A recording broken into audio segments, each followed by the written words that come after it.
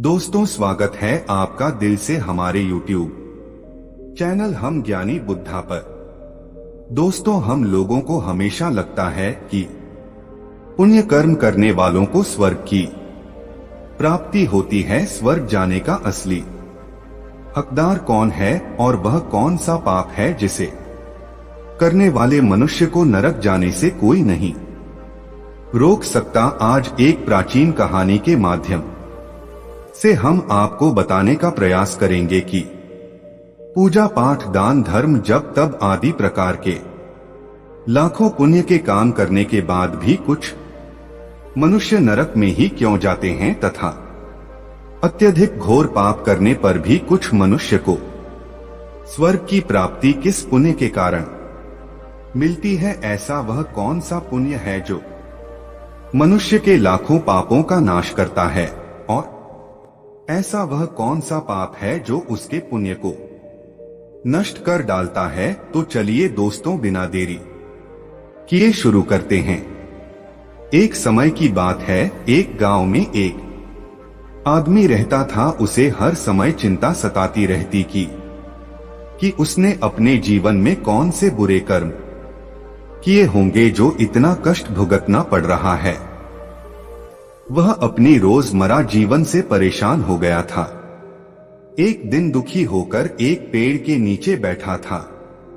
तभी उसका एक मित्र वहां आता है और उससे उसकी उदासी का कारण पूछता है। तो वह अपने मित्र से सब कह सुनाता है। तब उसका मित्र कहता है, भाई तुम चिंता मत करो, गांव से कुछ दूर एक महात्मा अपने आश्रम में रहते हैं, तुम उनके पास जाओ। जो भी उनके पास जाता है उसकी समस्या दूर हो जाती है। तब वह आदमी कहता है कि भाई अगर ऐसा है तो मैं आज ही उनके पास जाऊंगा। फिर वह आदमी उस महात्मा से मिलने के लिए निकल पड़ता है। गांव से कुछ दूर चलने के बाद उसे एक आश्रम दिखता है। वह आश्रम में जाकर महात्मा को प्रणाम करता है और अपनी समस्या उन्हें बताता है। देवर्षि महाराज, कुछ मनुष्य पाप करने पर भी स्वर्ग में क्यों जाते हैं और कुछ मनुष्य को पुण्य करने के बावजूद भी नरक में क्यों जाना पड़ता है। ऐसा वह कौन सा पाप है जो सभी पुण्य को नष्ट कर डालता है और वह कौन सा पुण्य है जो समस्त पापों को भस्म कर डालता है। तब महात्मा मुस्कुराते हैं और कहते हैं, भंते, आज तुमने संसार के कल्याण हेतु उत्तम प्रश्न किया है। इसी संदर्भ में आज मैं तुमको एक प्राचीन कहानी सुनाता हूं, जिससे सुनकर तुमको तुम्हारे सभी प्रश्नों के उत्तर मिल जाएंगे। इसीलिए तुम इस कहानी को ध्यान से पूरा जरूर सुनना। वह आदमी कहता है, महात्मा, आपके मुख से इस कहानी को सुनना मेरा सौभाग्य है। मैं इस कहानी को ध्यान से पूरा अवश्य सुनूंगा और इसका प्रचार करूंगा। शायद इससे मेरे जीवन में कुछ प्रभाव पड़े। महात्मा कहते हैं, भंते, पूर्व काल की बात है। मध्य देश के एक नगर में एक ही समय पर 4 व्यक्तियों की मृत्यु एक ही साथ हुई थी। वे सभी लोग विचारों में अलग अलग और अलग अलग प्रदेश के रहने वाले थे। केवल संयोग से ही उन चारों का अंत एक ही समय पर हो गया था। एक ही समय पर यम के 2 दूत उन चारों को लेने के लिए आए थे। मरने वालों में एक तो किसी प्रदेश का राजा था, दूसरा बड़ा धनी व्यापारी था, तीसरा एक पूजा पाठ करने वाला पंडित था और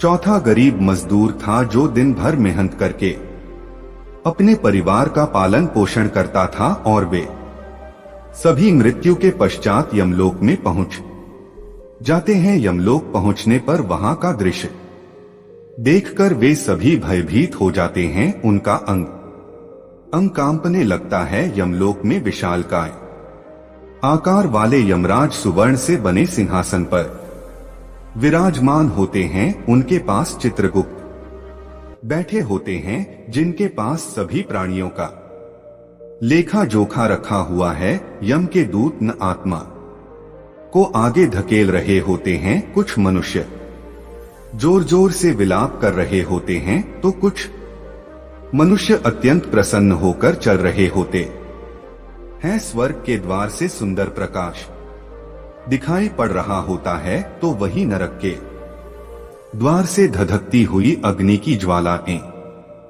दिखाई पड़ रही होती है। इस भयानक दृश्य को देखकर वे चारों एक दूसरे से बात करने लगते हैं और अपने अपने पाप के विषय में चर्चा कर रहे होते हैं। उन चार लोगों ने अपने जीवन में बहुत पाप कर्म किए हुए होते हैं और उन सभी को यह जान पड़ता है कि अब वे चारों ही नरक में ही जाने वाले हैं। जब यमदूत उन चारों आत्माओं को लेकर यमराज के सभा में पहुंचे तो उनके सम्मुख जाकर खड़े हो गए। वे चारों सोच रहे थे कि कौन स्वर्ग में जाएगा और कौन नरक में जाएगा। यमराज अपने आसन पर विराजमान नहीं हुए थे, उससे पहले ही चारों आपस में बातचीत करते हुए स्वयं को ही स्वर्ग का मिलना चाहिए यह कहने लगे। सबसे पहले राजा कहने लगा, देखो मुझे तो धर्मराज पक्का स्वर्ग में ही भेज देंगे, क्योंकि मैं एक विश्व विख्यात राजा हूं। मैंने अपने अनेक सत्कर्मों से धरती लोक पर अपना खूब नाम कमा आया है। चारों तरफ लोग मेरे अच्छे कर्मों की चर्चा करते हैं। कभी भी कोई मेरे द्वार से खाली हाथ नहीं गया। जो भी आया मैंने उसे इतना दिया कि वह जीवन भर मेरा नाम नहीं भूल पाया है। हर तरफ मेरे नाम का यशव गान हो रहा है। मेरे द्वारा लुटाए गए दान से लाखों लोगों को खाने को अन्न मिला और रहने को आसरा मिला। इसलिए मेरे कर्मों को देखते हुए धर्मराज मुझे पक्का ही स्वर्ग में भेजेंगे। राजा की बात सुनकर वह धनी व्यापारी हंस पड़ा और बोलने लगा, तुम तीनों तो इतने बड़े पापी हो कि तुम लोगों को नरक में जाना ही पड़ेगा। तुम लोगों ने घोर पाप किए हैं और इसीलिए यमराज तुम लोगों को कभी माफ नहीं करेंगे। यहाँ पर मौजूद में अकेला ही सबसे अधिक पुण्यवान हूँ। मैंने अपने जीवन में बहुत पूजा पाठ किया है, ब्राह्मणों को दान दक्षिणा दी है। मैंने मृत्यु से पूर्व गाय का दान भी किया है और अब मेरे सभी पुत्र पौत्र मेरी आत्मा की मुक्ति के लिए बड़े कार्यक्रम का आयोजन कर रहे हैं। वे मेरे लिए श्राद्ध दान तर्पण कर रहे हैं, यज्ञ कर रहे हैं। इसीलिए मैं सबसे अधिक पुण्यवान हूँ। मेरी 2 पत्नियां और 5 पुत्र हैं। इतने लोग मेरी मुक्ति के लिए उपाय कर रहे हैं। और हाँ, मैंने अपने जीवन में कभी कोई पाप नहीं किया है और जाने अनजाने में किए भी होंगे तो मेरे पुत्रों के श्राद्ध आदि के कार्यों द्वारा मेरे पाप भी नष्ट हो जाएंगे। मैं नित्य देव पूजा करता था, मंदिर जाता था, द्वार पर आए अतिथियों को भोजन कराता था। इसीलिए मुझे पूरा विश्वास है कि यमराज मुझे नरक में नहीं डालेंगे और मुझे मोक्ष की प्राप्ति निश्चित ही होगी। धनी व्यापारी की बात सुनते ही पंडित जी कहने लगे, अरे भाई क्यों फिजूल की बातें कर रहे हो। स्वर्ग में जाना कोई आसान काम नहीं है। स्वर्ग में जाने के लिए दान के साथ साथ पूजा पाठ करना पड़ता है। इसीलिए स्वर्ग में प्रस्थान तो मैं ही करूंगा, क्योंकि मैंने भगवान का खूब पूजा पाठ किया है। पूरा जीवन मेरा पूजा आराधना में बीता है। मेरे शुभ कर्मों के कारण मेरे लिए ही धर्मराज स्वर्ग का दरवाजा खोलेंगे। यह बात मैं अच्छी तरह से जानता हूँ। जब इस प्रकार तीनों ने अपनी अपनी बातें की और अपने अपने विचार रखे, फिर वह तीनों लोग उस चौथे व्यक्ति मजदूर की ओर की देखते हैं कि अब यह क्या कहता है, क्या इसने भी कोई अच्छा काम किया है या नहीं, या फिर इसका पूरा जीवन मजदूरी करते हुए दूसरों के अधीन रहकर ही बिता है दूर उन सब की बातों को।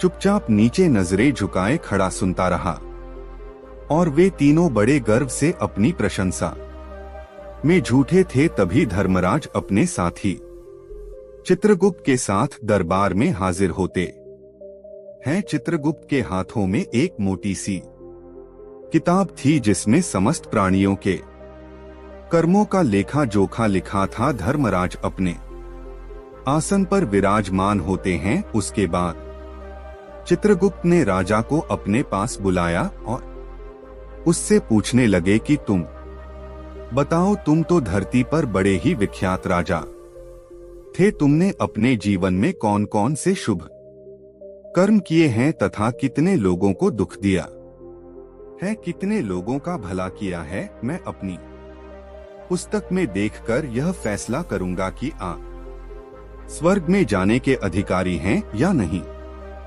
तब बड़े गर्व के साथ राजा अपने कर्मों को बताता है, हे मुनिवर, मैं एक बहुत बड़े राज्य का स्वामी था। मेरा राज्य बड़ा ही समृद्ध और खुशहाल था। मेरे राज्य में दिन हीन गरीब लोग बहुत ही कम थे। सब मेरी छत्र छाया में बड़े आनंद के साथ जीवन यापन कर रहे थे। मैंने अपने राज्य के लोगों को किसी चीज की कमी नहीं होने दी। मेरे यहाँ हर भूखे को भोजन मिलता था। लाखों की धन मोहर उन्हें रोज दान में दी जाती थी। प्रजा के लोग मुझसे बहुत खुश रहते थे दिन रात में। यही मेरे जीवन के अच्छे कर्म हैं। राजा की बात सुनकर चित्रगुप्त ने अपनी पुस्तक उठाई और उसमें देखने लगे। पुस्तक में देखकर उन्होंने राजा को बताया कि तुम जो कह रहे हो वह बिल्कुल सत्य है। तुमने अपनी प्रजा को बहुत सुख दिया है, परंतु इसके साथ साथ तुमने बहुत बड़ा अपराध भी किया है। तुमने अपनी राज्य की सीमा को बढ़ाने के लिए जितने युद्ध लड़े हैं, उन युद्धों में हजारों लाखों की संख्या में सैनिकों ने अपनी जान गंवाई है। उन सब की मृत्यु का कारण तुम बने हो। उनके परिवारों को, उनके बच्चों को अनाथ करने वाले तुम हो। उनके स्त्रियों को विधवा बनाने वाले भी तुम हो। उनकी मां की गोद भी सुनी करने वाले तुम हो। तुमने अपने ही सैनिकों के हजारों परिवारों को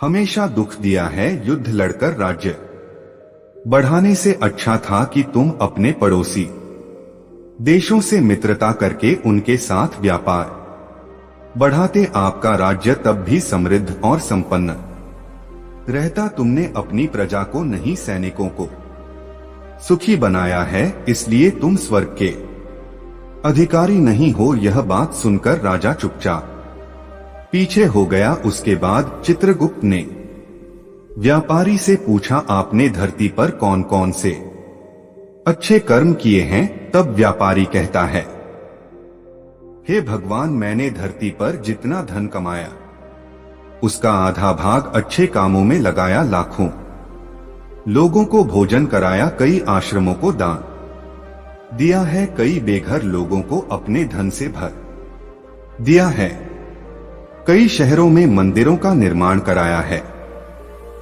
कई जगह पर धर्मशालाएं बनवाई हैं, प्रत्येक तीर्थ में भंडारे करवाए हैं। यही मेरे जीवन के अच्छे कर्म हैं। व्यापारी की बात सुनने के बाद चित्रगुप्त ने अपनी पुस्तक खोली, जिसमें उसके जीवन के सारे अच्छे बुरे कर्म लिखे हुए थे। फिर यमराज कहते हैं, अरे दुष्ट, तूने जो पाप किया है वह तो उन चारों के पापों के सामने कुछ भी नहीं है। तेरे एक पाप के कारण तेरा सारा पुण्य फल नष्ट हो गया है। यदि तूने यह पाप नहीं किया होता तो तू स्वर्ग में जा सकता था, लेकिन तूने यह पाप जानबूझकर किया है, इसीलिए तुझे नरक में अवश्य जाना पड़ेगा। इतना सुनकर वह धनी व्यापारी बोलता है, हे धर्मराज, इन चारों ने जो भी पुण्य किए हैं वह तो मैंने भी किए हैं, बल्कि उनसे ज्यादा किए हैं। फिर भी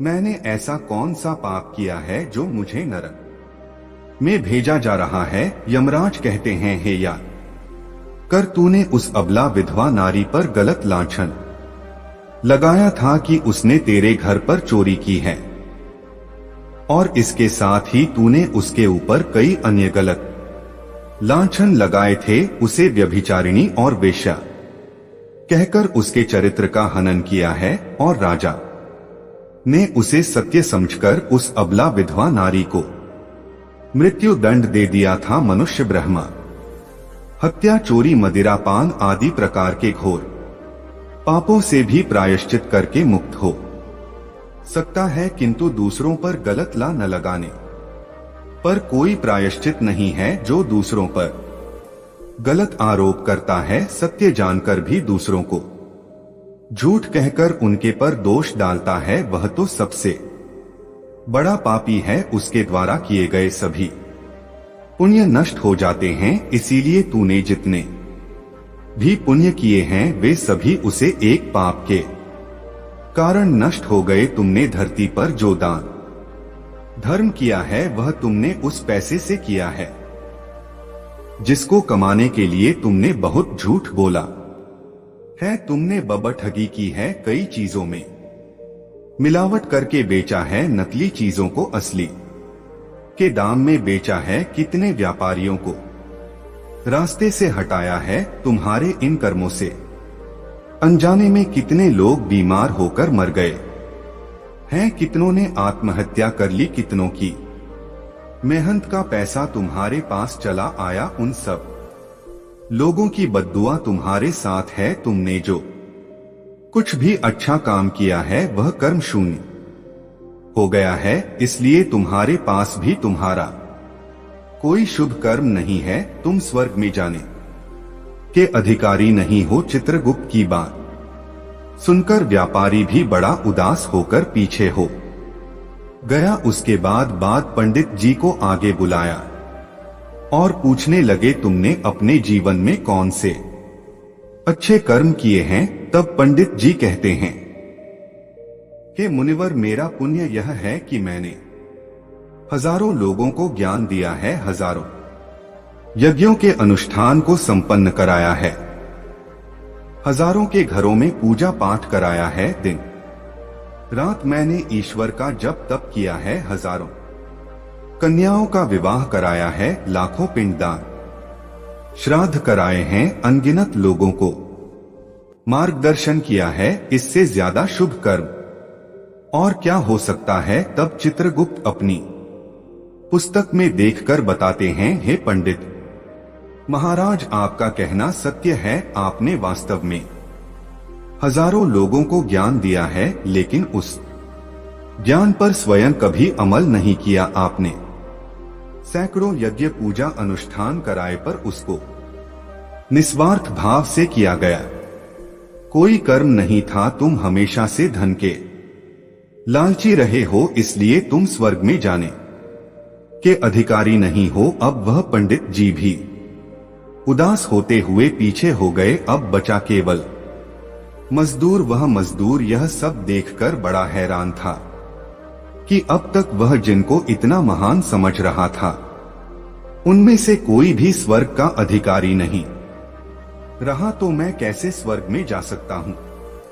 मुझे तो स्वर्ग की कल्पना भी नहीं करनी चाहिए, क्योंकि मैं तो कभी पूजा पाठ जप तप या दान करने के लायक भी नहीं था। तो शुभ कर्म कहां से करता? मैं तो मेहनत मजदूरी करके सारे जीवन अपने परिवार का भरण पोषण करता रहा। वह मजदूर यह सब बातें सोच ही रहा था। इतने में ही चित्रगुप्त ने उसे भी आवा लगा दी और उससे पूछा, किंतु वह मजदूर तो पहले से ही कहने लगा, भगवान, मैंने धरती पर एक गरीब के घर में जन्म लिया था। दान हवन पूजा पाठ करने के मैं लायक ही नहीं था, तो मैं शुभ कर्म कहां से करता? मैं तो अपने परिवार का पालन पोषण बड़ी मुश्किल से कर लेता था। मैं जानता हूं भगवान कि मैं स्वर्ग में जाने का अधिकारी नहीं हूं।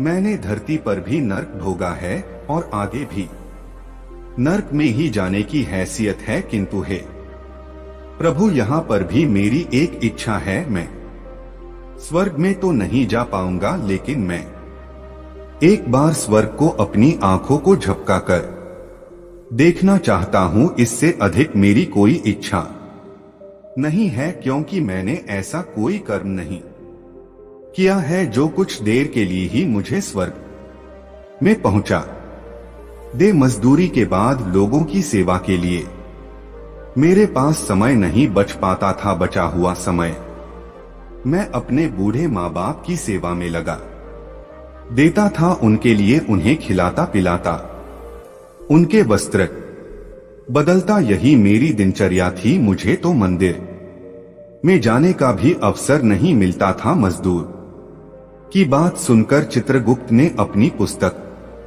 में देखकर पूछा, हे मानव, तुम ध्यान से सोचकर बताओ कि तुमने कभी तो कोई शुभ कर्म किया होगा। तब मजदूर अपने पूरे जीवन के घटनाक्रम को याद करता है। तब उसे याद आता है कि एक बार उसे बहुत तेज भूख लगी थी। वह रोटी खाने के लिए बैठा ही था, कितने में वहां एक बहुत ही कमजोर बीमार कुत्ता टहल हुआ आ गया, जो ठीक से चल भी नहीं पाता था।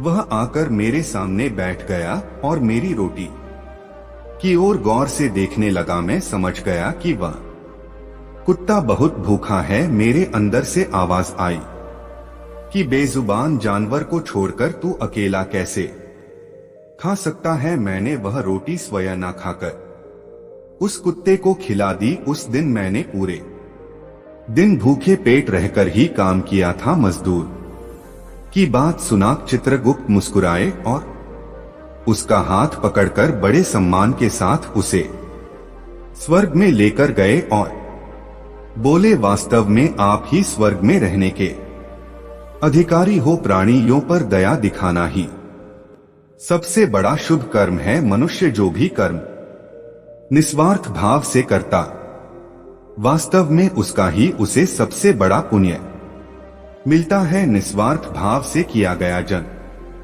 कल्याण के लिए एक छोटे से छोटा काम भी आपके सैकड़ों पापों को नष्ट कर देता है।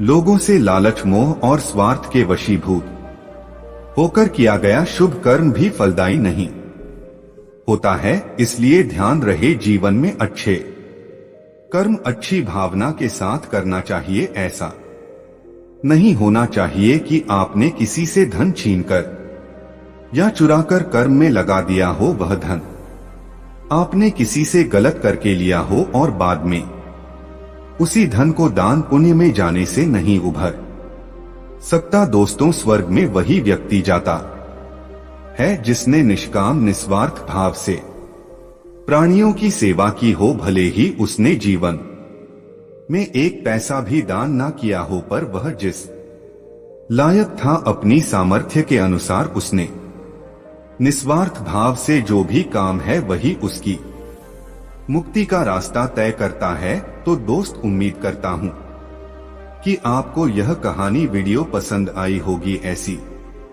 और कहानी वीडियो पाने के लिए हमारे चैनल हम ज्ञानी बुद्धा को सब्सक्राइब करें और वीडियो को अपने दोस्तों के साथ शेयर करें। मिलते हैं फिर किसी नई कहानी वीडियो के साथ, तब तक अपना ख्याल रखें। नमस्कार।